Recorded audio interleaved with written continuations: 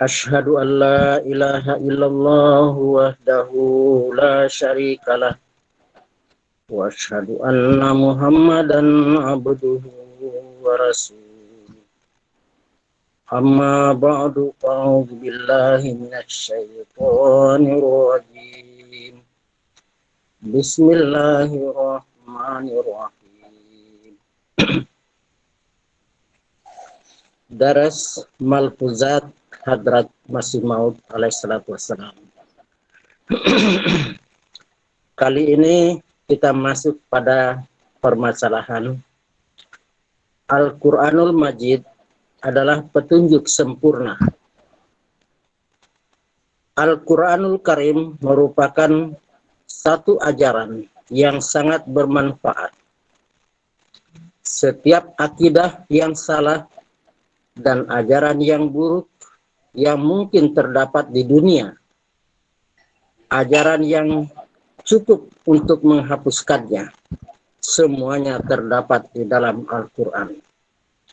Ini adalah kebijaksanaan Allah Subhanahu wa Ta'ala yang sangat halus. Oleh karena kitab yang sempurna telah datang untuk membuat islah atau perbaikan yang sempurna, maka sudah pasti pada waktu kedatangannya penyakit yang ada pada waktu itu sungguh sempurna juga, supaya setiap penyakit dapat diobati.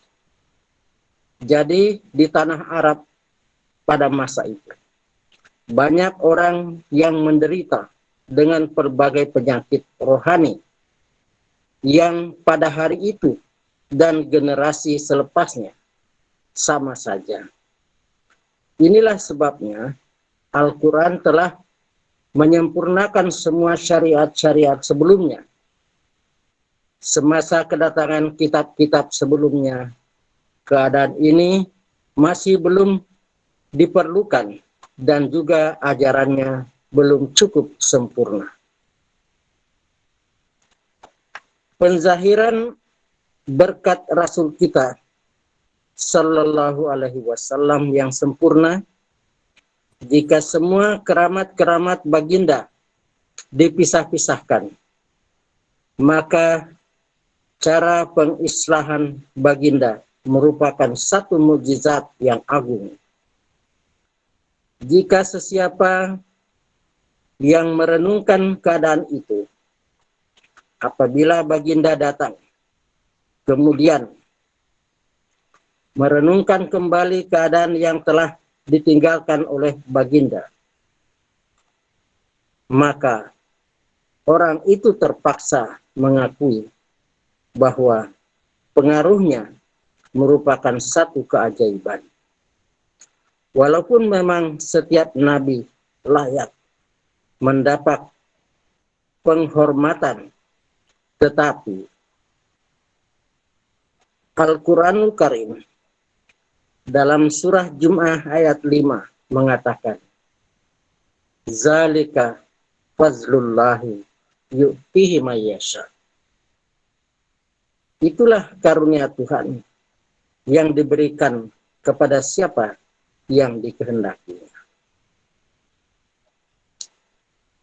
Jika Rasulullah Sallallahu Alaihi Wasallam tidak datang,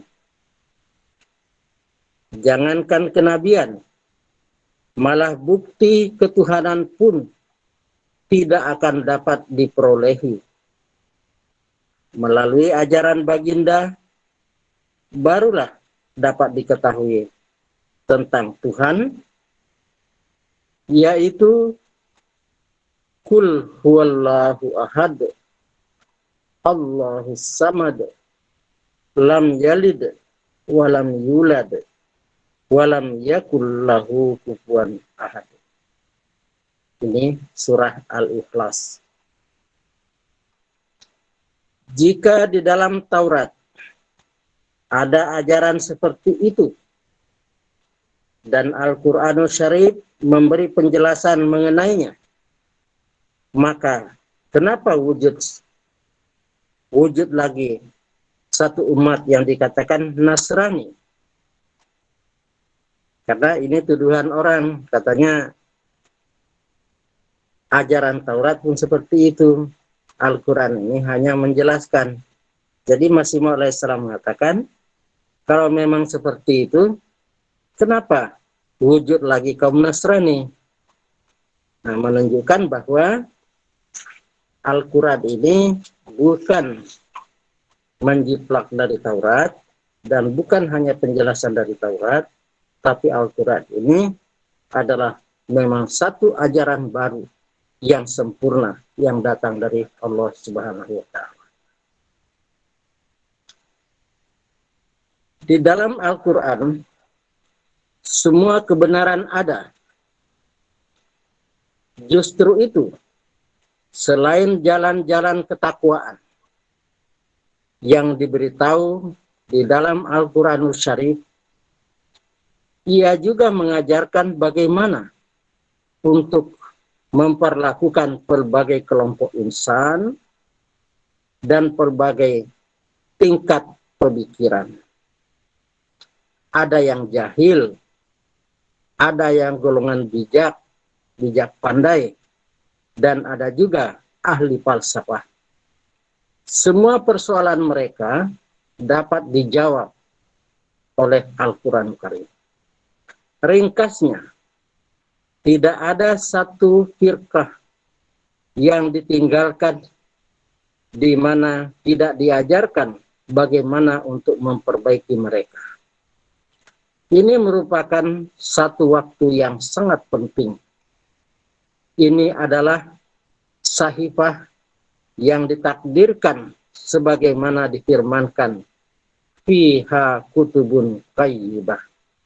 Ini terdapat surah Al-Bayyinah ayat 4. Ini adalah sahifah yang mengandungi segala kebenaran. Betapa agungnya dan berkatnya kitab ini, karena di dalamnya memberitahu segala sarana untuk mencapai derajat yang tinggi. Mengenai Al-Masih dan Al-Mahdi, sungguh jelas telah diterangkan oleh Nabi kita Muhammad Sallallahu Alaihi Wasallam. Tetapi malangnya, sebagaimana terdapat dalam hadis, bahwa ada zaman pertengahan yang datang, yaitu zaman kemerosotan. Yakni Huzur alaihissalatu wassalam bersabda, bahwa satu zaman, yaitu zamanku, adalah zaman yang penuh dengan keberkatan. Kemudian satu zaman akan datang, yaitu zaman Masih dan Mahdi. Masih dan Mahdi ini bukanlah dua orang yang terpisah. Ia adalah satu wujud. Mahdi bermaksud orang yang mendapat hidayat. Tidak ada yang boleh menyatakan bahwa Masih bukanlah Mahdi. Tidak kira sama ada Mahdi itu Masih atau bukan. Tetapi mengingkari Masih sebagai Mahdi bukanlah pekerjaan orang Islam. Sebenarnya Allah Ta'ala meletakkan dua nama ini dengan tujuan menghadapi penghinaan, bahwa dia bukan kafir, bukan dolin, dan bukan mudlil, malah dia adalah Mahdi. Oleh karena dia mengetahui bahwa Masih dan Mahdi yang akan datang akan dianggap sebagai Dajjal dan sesat. Sebab itu dia menyebutnya Masih dan Mahdi. Berkenaan dengan Dajjal, ada dalam ayat Ahlada ilal ard, surat Al-A'raf ayat 177. Dan Masih alaihissalam ditinggikan.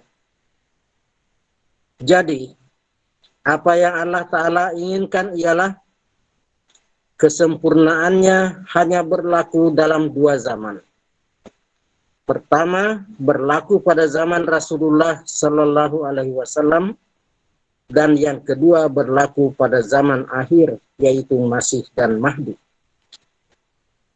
Yakni Al-Quran dan ajaran yang sebenar diturunkan pada satu zaman, tetapi zaman kemerosotan telah meletakkan pembatas atas ajaran tersebut, dan untuk mengangkat kembali pembatas itu telah ditetapkan pada zaman Masih alaihissalam.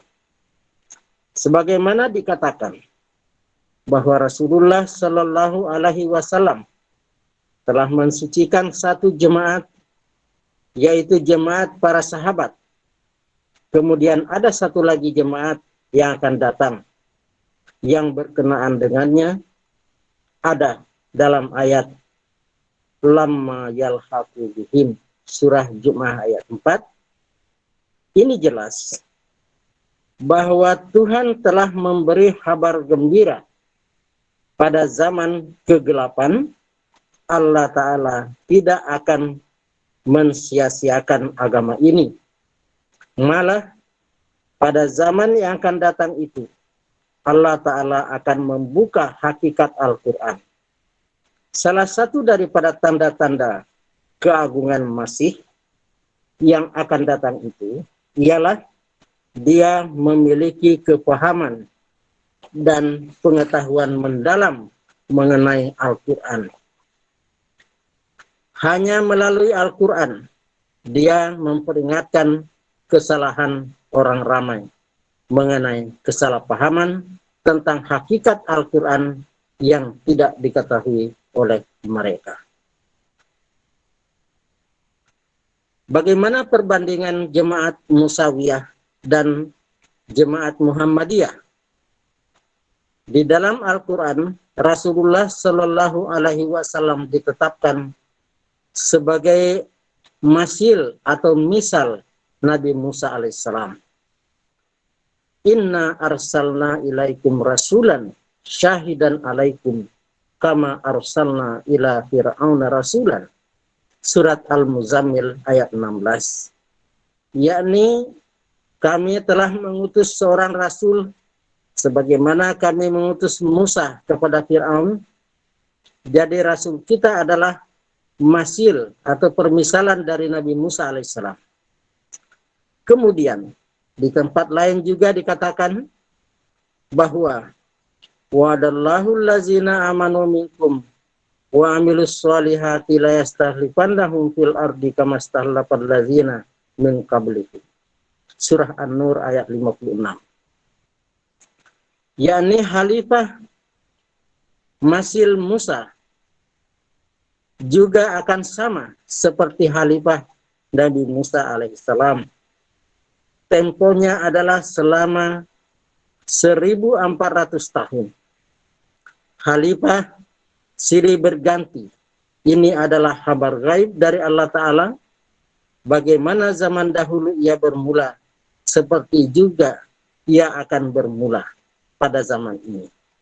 Yakni sebagaimana Nabi Musa alaihissalam memperlihatkan keagungannya dan melepaskan kaum dari cengkraman Fir'aun, demikian juga Nabi yang akan datang itu keadaannya sama seperti Nabi Musa alaihissalam.